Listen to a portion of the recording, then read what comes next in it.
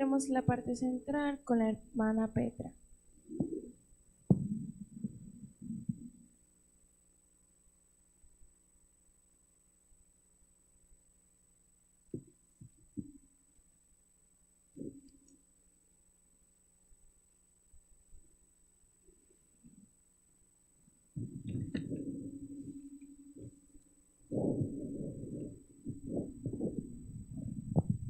Feliz sábado, ¿cómo están?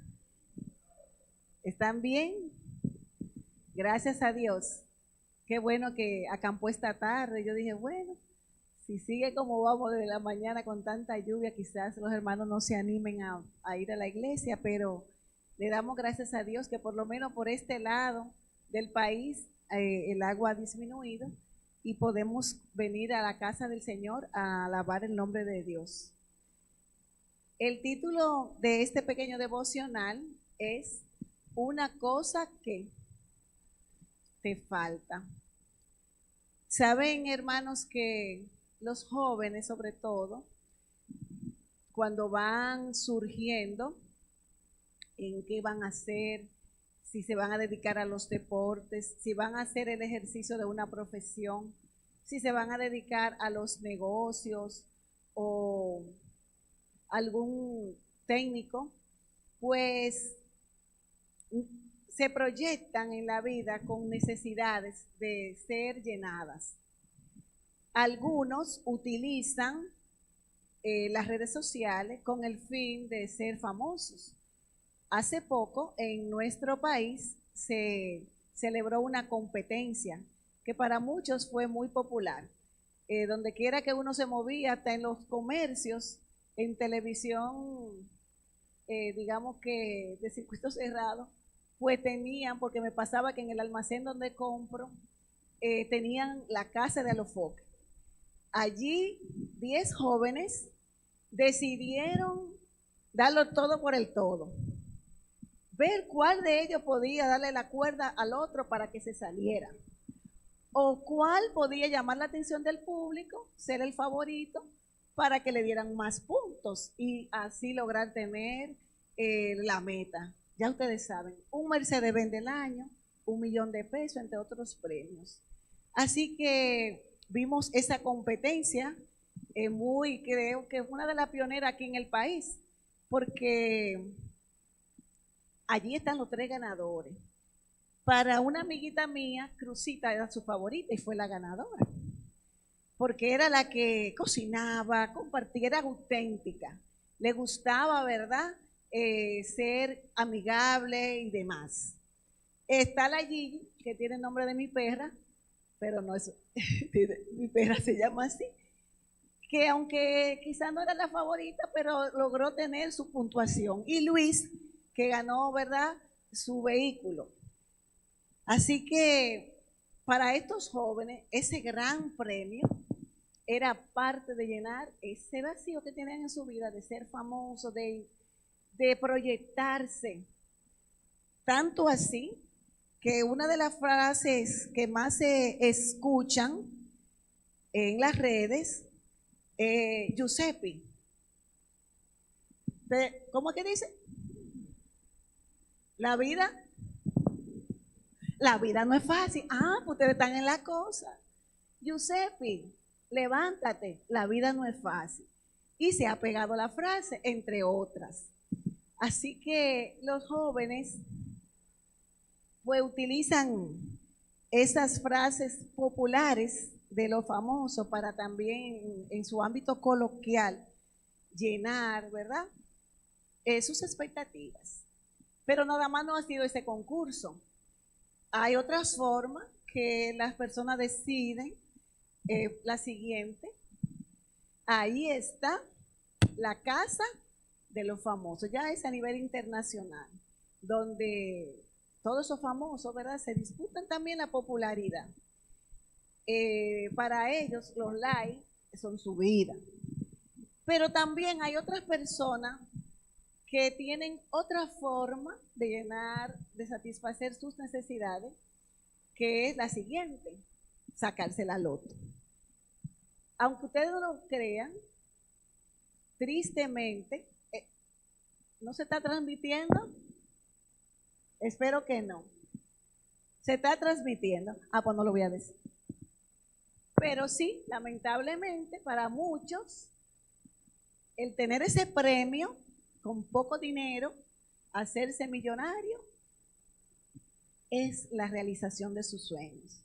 Conozco un ganador, bueno, uno de los primeros ganadores de la loto aquí en La Vega.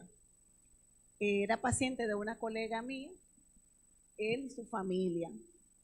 Como yo trabajaba en esa misma clínica, pues lo conocí. Tristemente, los 10 millones que en aquellos años fueron lo que él obtuvo, pues sirvieron para dividir su familia, para un divorcio con su esposa. Los hijos que eran formados en una estricta religión católica catecúmena, pues se disolvieron y el dinero también se fue. Luego, al pasar los años, conocí aquí en la farmacia de mi esquina, donde trabajo, un motoconcho que me dice un vecino, usted sabe, ese se ganó la loto y mírelo ahora otra vez en motor y ahora es fiado el motor. Había perdido los 9 millones que se sacó. Algunos dicen, no lo administró bien y eso, pero nosotros los cristianos sabemos, ¿verdad?, que para la obtención de los bienes el Señor da una receta y es el trabajo justo, honrado, con el sudor de tu frente. Pero también hay otros sueños juveniles. Ahí está el jugador favorito de la temporada, Juan Soto.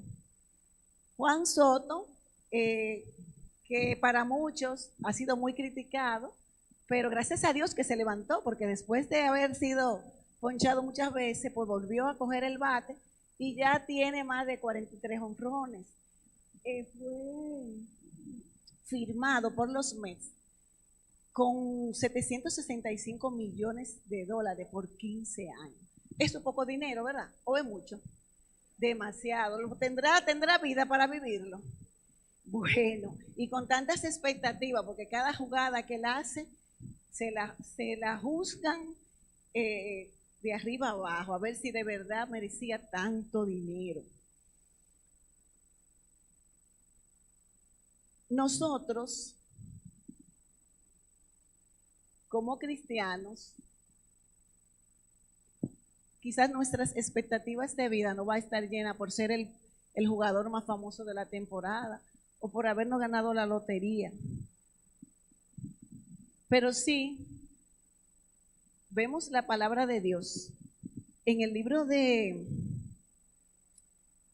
Marcos, que fue nuestra lectura bíblica. A ver, ¿quién fue que utilizó? Ah, me falta otra imagen, gracias Esther. La siguiente. Ajá. Bueno, mi hija me dijo, mami, pero en la iglesia a ninguno le gusta eso. Yo, que no. Mira a Eliezer y el esposo de Perla, que se trasnochan a ver esos juegos, esas corridas de auto. Oye, hay muchos que le gusta. Así que para esos deportistas de volante, de alta velocidad, ahí le puse esa imagen. Ahora, ¿creen ustedes que los personajes que le he puesto tienen solucionado todos sus problemas con la fama y el dinero que tienen? ¿Lo tienen solucionado? ¿Saben ustedes que la Biblia nos da una respuesta real? Allí viene la siguiente, y es la que se encuentra en la historia del joven rico en el Evangelio de Marcos 10:21. Vamos a ver. Ese muchacho tenía todo lo que una gente desea. Primero es la juventud.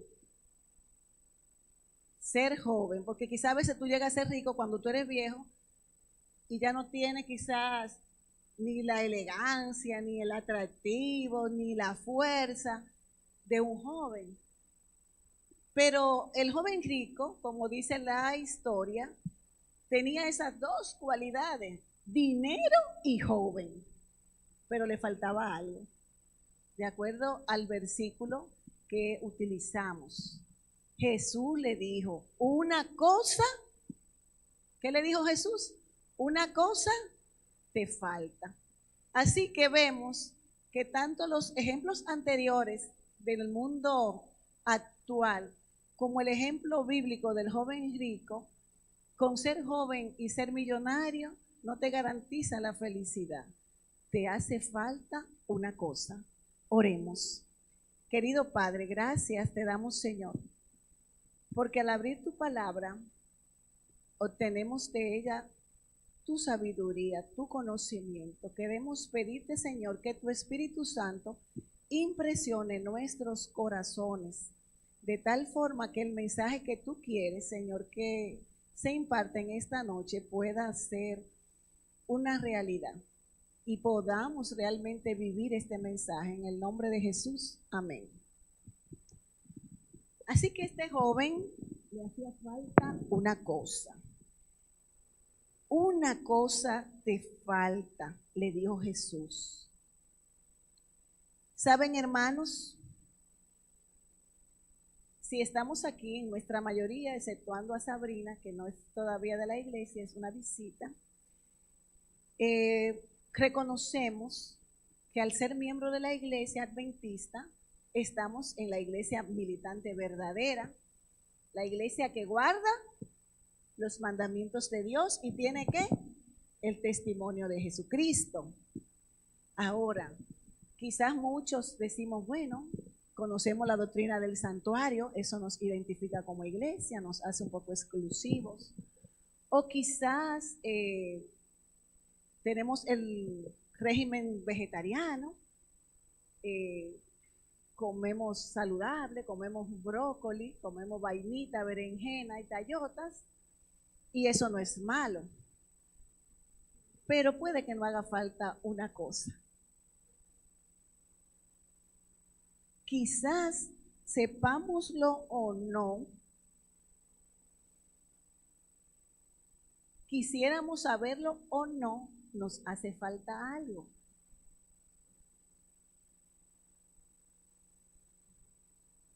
El joven rico le preguntó a Jesús que qué debía hacer para heredar la vida eterna. Y Jesús le dio la respuesta a su necesidad. Te hace falta una cosa.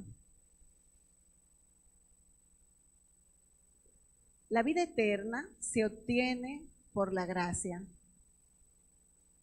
De acuerdo al diccionario bíblico, la gracia es un favor no merecido. Es un regalo no merecido, dice otras versiones.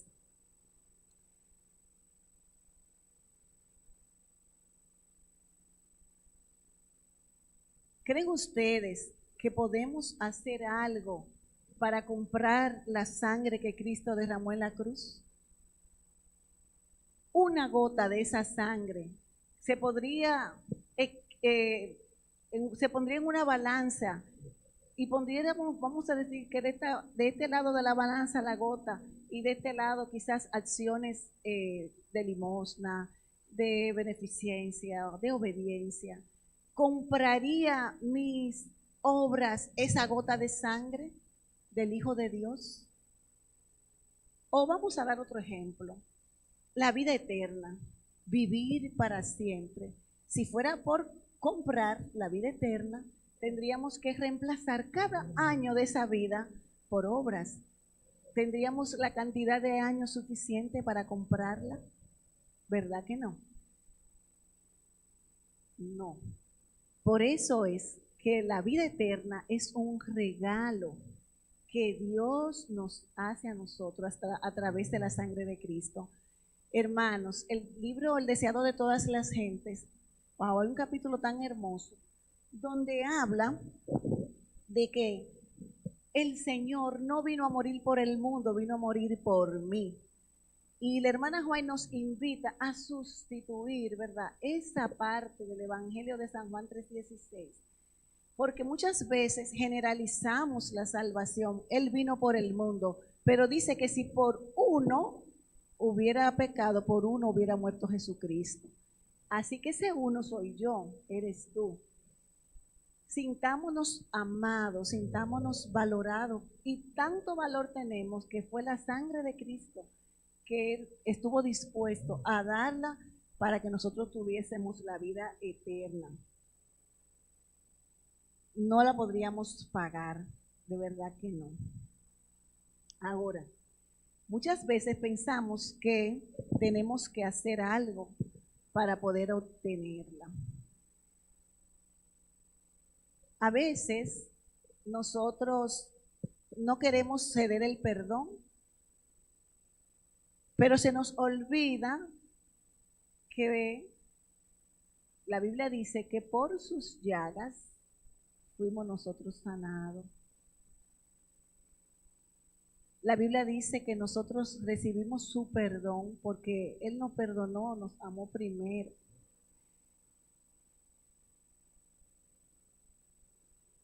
Otras veces quizás no usamos la misericordia con otros porque pensamos que no la merecen.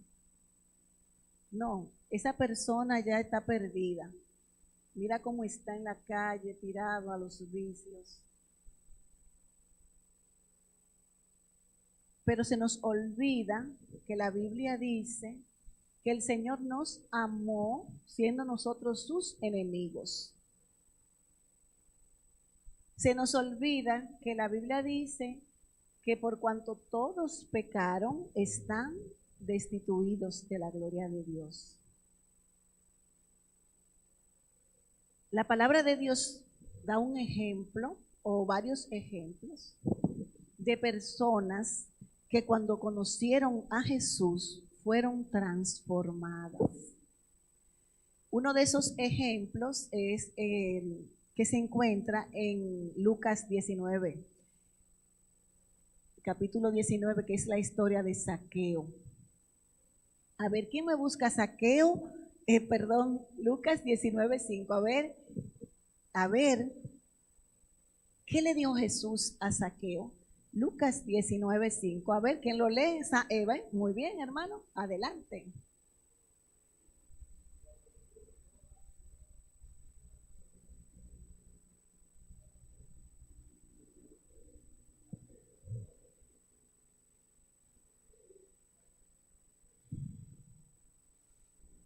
Muy bien. Aquí está, escogí ese texto porque es el centro para mí del mensaje de Zaqueo. El Señor Jesús, al mirar arriba donde estaba Zaqueo en el árbol, le dijo a Zaqueo: es necesario que pose yo en tu casa. ¿Saben, hermanos? Marqué esta tarde ese texto porque ese es el fundamento de mi vida. Es necesario que Cristo more en mi corazón. Si no hay un encuentro con Jesús en mi vida, entonces viviré un cristianismo de reglas y normas. Guardo el sábado, recibo el sábado, lo despido, doy el diezmo, no como puerco, vengo a la iglesia, trato de aprenderme la profecía de Daniel y Apocalipsis. Esas no son cosas malas, no estoy diciendo que sean malas, pero la base del cristianismo es que Cristo more en mí. Es necesario que yo tenga un encuentro con Jesús personal. Cuando yo tengo un encuentro con el Señor Jesús, entonces mi vida será transformada. Si no, solamente voy a hacer cosas buenas, doctrinas y normas, pero no tendré una transformación. Todo el que tuvo un contacto directo con Jesús, su vida no fue igual. Su vida a partir de ese encuentro se transformó. Y voy a mencionar algunos ejemplos. Otra persona que me lea Lucas 19:6. Vamos a poner a los jóvenes, a ver, otro que lo lea. Vamos a ver qué pasó cuando Zaqueo abrió su corazón a Jesús. Esther. La presencia de Jesús, gracias mi hija, da gozo en el corazón. Por eso mi vida es transformada y se nota. Si no se nota, no lo he tenido ese encuentro, porque el encuentro, el Espíritu Santo trabaja en mi corazón, pero hay frutos externos que dan prueba fehaciente de que he tenido un encuentro con Jesús. En el libro del Evangelio de Juan, capítulo 3, también hay un encuentro muy famoso. ¿Cuál es ese encuentro? Jesús y Nicodemo. ¿Recuerdan? Un maestro de la ley. Hablábamos primero de un primer encuentro que fue Jesús con el joven rico, ¿recuerdan? Ahora, el segundo ejemplo fue el de Zaqueo, un hombre también rico, pero que había cometido errores en su vida porque se había convertido en un extorsionador y ladrón. Cuando Cristo entró en su vida, él mismo dijo, pues ahora devolveré 4 veces lo que he robado a quienes le he faltado. Por eso que decimos que cuando Jesús entra a mi vida hay cambios. Nicodemo, ¿verdad? Tenía una pregunta que le hizo a Jesucristo: ¿cómo puedo nacer de nuevo? Jesús también le dijo que era necesario hacer 2 cosas. A Nicodemo, es necesario nacer de nuevo. A ver, ¿quién me lo puede leer? San Juan 3:7. San Juan, otra persona, 3:7.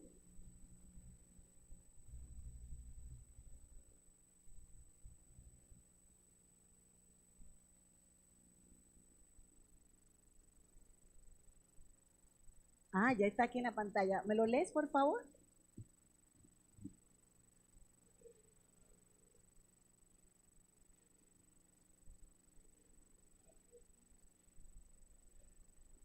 Amén. Así que era necesario nacer de nuevo. Era necesario nacer del agua y del Espíritu. Y miren qué detalle. Muchos de nosotros tuvimos el privilegio de ser bautizados pequeños, ¿verdad? Una servidora a los 9 años, tenía 9 años cuando me bauticé. Recuerdo que fue en octubre, no recuerdo si fue el 4 o el 6, el mes de octubre, pero me bautizaron. Cuando yo me bauticé, o cuando me bautizaron, porque no fui yo que lo hice, yo recuerdo que el agua estaba tan alta que yo tuve que empinarme literal para subir la barbilla por encima del nivel del agua, porque si bajaba los pies entonces me tapaba la boca. Entonces me bauticé empinada. Pero para mí, con 9 años, fue la mejor decisión que he tomado en mi vida, de la cual no me arrepiento. Si tuviera que volverme a bautizar, lo hubiera hecho a los 9 o antes. Porque he tenido, tengo 54 años, para la gloria de Dios, desde los 9 que me bauticé, pero yo entré a la iglesia a los 3 años. Mi vida ha sido la iglesia. Pero más que guardar las normas de la iglesia, haber conocido a mi Salvador y Señor, que es Jesucristo, que me ha hecho ver la vida diferente. Cuando mi vida está regida por Jesús, mis ambiciones terrenales no son lo del primer plano. O sea, yo no puedo, no es que yo no tenga metas o de superación, no, pero mi vida no puede girar en torno a cosas materiales que yo pueda obtener con el tiempo, o fama o dinero, porque yo más que nadie sé, cuando voy a un sepelio, que veo una persona en el ataúd, que no se puede llevar nada, que nada le pueden echar ahí dentro, que todo lo que hizo queda atrás. Si ha sido rico, quizá la familia en pocos meses, como yo he visto muchísimo, la herencia o los divide o la despilfarran, y todo lo que esa persona hizo, a toda la gente que explotó para obtenerlo, todo, sea bueno o de mala forma, no podemos juzgar a la gente, Dios lo hará. Pero hermano, a veces da tanta pena pensar que pasa tanto tiempo el hombre en acumular bienes y después de todo, si no ha hecho su arreglo con Jesús, entonces no podrá tener la vida eterna. Y tú dirías, bueno, pues, como me dijo alguien una vez, a mí el cielo no me interesa, pero eso es de la boca para afuera, porque cuando nos pasa algo, que vemos la muerte cerca, o me arrodillo, o abro los brazos, que tiemble la tierra para que ustedes vean cómo la gente cambia de forma de pensar. ¿Qué hizo la diferencia? El miedo a la muerte, porque no nacimos para morir, y cuando la muerte nos ronda, pues entonces sentimos ese temor. Cristo puede transformar mi vida y la tuya. Ahora, una cosa te falta, y es que Cristo esté en ti, en mí.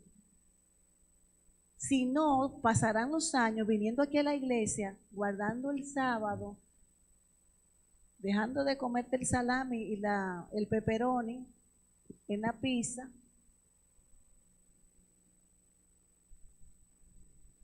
pero no ha tenido un contacto con el Señor, como lo tuvieron Zaqueo, como lo tuvo el joven rico, como lo tuvo Nicodemo, la mujer samaritana, junto al pozo, tuvo un encuentro con Jesús. ¿Siguió siendo una mujer de vida alegre ella? No. Ella se paró de allí y fue a evangelizar a su comunidad. Vengan, he encontrado el Mesías. La mujer samaritana dio frutos de que había tenido un encuentro con Jesús. O la mujer pecadora, María Magdalena, que iba a ser apedreada porque fue encontrada en el acto. Aunque siempre yo digo, ¿dónde estuvo el hombre? Porque eran los dos que tenían que apedrearlo. Pero el Señor, estando allí, hizo la diferencia y le dio a ella una nueva oportunidad. Y ella le devolvió al Señor con agradecimiento, porque ese perfume que ella compró con todos sus ahorros fue la forma de ella decirle: gracias, Jesús, por transformar mi vida. Tenemos otro ejemplo, Pablo, camino a Damasco, que se encuentra en el libro de los Hechos, capítulo 9. ¿Por qué me persigues?, le dijo Jesús. De perseguidor se convirtió luego en perseguido, en el evangelista de los gentiles. Para muchos, ¿verdad?, el mayor de todos los apóstoles. ¿Qué hizo la diferencia en Pablo de dejar de ser perseguidor? Que tuvo un encuentro con Jesús. Por eso es necesario que como iglesia reconozcamos que teniendo doctrina es bueno, teniendo santuario es bueno, profecías, pero si no tenemos a Cristo, entonces una cosa te hace falta, y es tener a Jesús. Valorar su sacrificio, pedirle al Señor que viva dentro de mi vida. Todas las personas que tuvieron un encuentro con Jesús fueron transformadas. Si no has experimentado esa transformación, significa que nos falta encontrarnos con Jesús. Conocemos las reglas, pero no la persona. Conocemos la teoría, pero eso no es suficiente. Para salvarnos tenemos que conocer al dador de la salvación, que es Cristo. Cristo debe estar en mi vida. Las personas que conocieron a Jesús tuvieron paz. Y saben que leyendo en el libro Hechos de los Apóstoles, cuando Pablo iba a ser muerto, dice que esa noche Pablo durmió tranquilo, durmió toda la noche. Y yo a veces digo, Dios mío, si me hubiera tocado a mí, quizá me paso la noche, ay Dios mío, que no me maten, por favor, Señor. Pero no, Pablo durmió tranquilo. Y la hermana Juárez dice que él sabía que estaba en las manos de su Padre y que Dios tenía el control de su vida. Eso hacía la diferencia.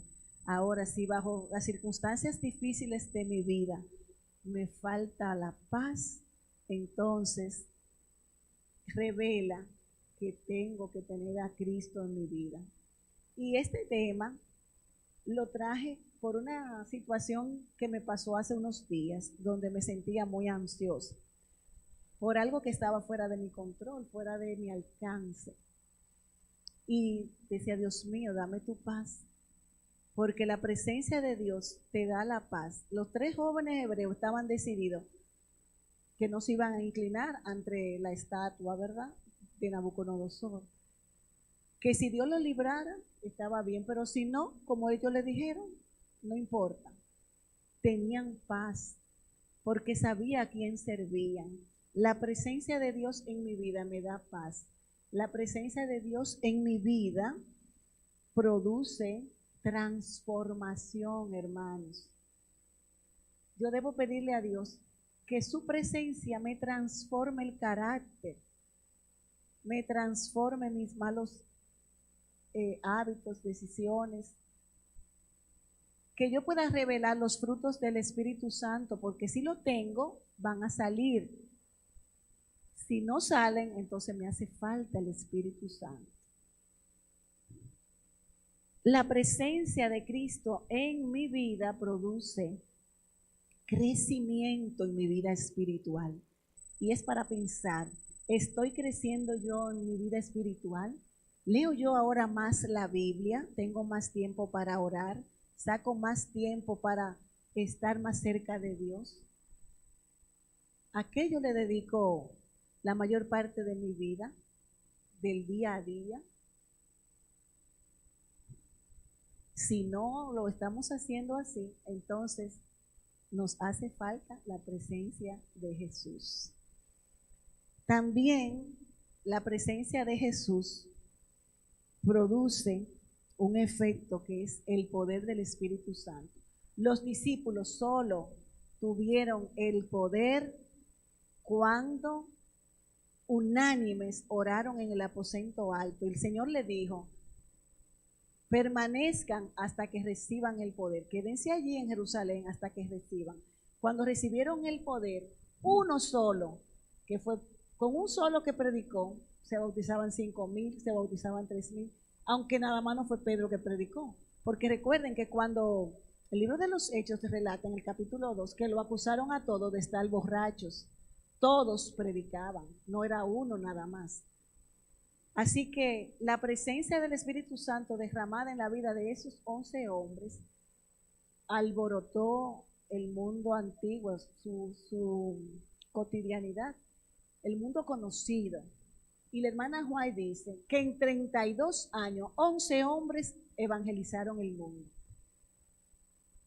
Y ella dice en el libro Evangelismo que muchas veces nuestras avanzadas fallan porque nosotros nos basamos en teorías humanas, en estrategias humanas, así que ella dice, estrategias humanas, y no demandamos de Dios el poder que es el Espíritu Santo, porque no es con estrategia humana, es el poder de Dios. 11 hombres en 32 años evangelizaron el mundo conocido. Y no había redes sociales, ni había internet, porque ahora tú dices, bueno, tú predicas, y quién sabe a dónde llegue tu evangelio, la emisora, hasta cuántos países abarque, no. Sin la tecnología moderna, porque tenían el poder, tenían el Espíritu Santo. Por eso, el Espíritu Santo es el que da el poder. El Espíritu Santo es el que da el crecimiento. El Espíritu Santo es el que permite que yo pueda ser una influencia positiva hacia aquellos que me rodean. Que mi vida, donde yo me desenvuelvo, en mi cotidianidad, en mi trabajo, mi vecindario, donde yo esté, sea una influencia. Que cuando digan adventista, sí, yo conozco uno fulano, pero si no te conocen ni siquiera por cristiano, porque no ha sido de influencia, no ha tenido esa influencia para los que te rodean, todo eso denota que en mi vida necesito conocer a Jesús. Cuando los discípulos de Jesús solo tenían la teoría, no llegaban a sacar demonios, no llegaban a sanar, vivían disputándose quién iba a tener, quién iba a ser el primer anciano, quién iba a estar a la derecha, quién iba a estar a la izquierda, hasta que se unieron en oración durante ese tiempo pidiendo el Espíritu Santo. Entonces cuando le fue derramado fue dado el poder. Y la hermana Joy dice que solo en respuesta a la oración es que se va a derramar ahora la lluvia tardía. La lluvia tardía solo será derramada en respuesta a los pedidos que hagamos del Espíritu Santo.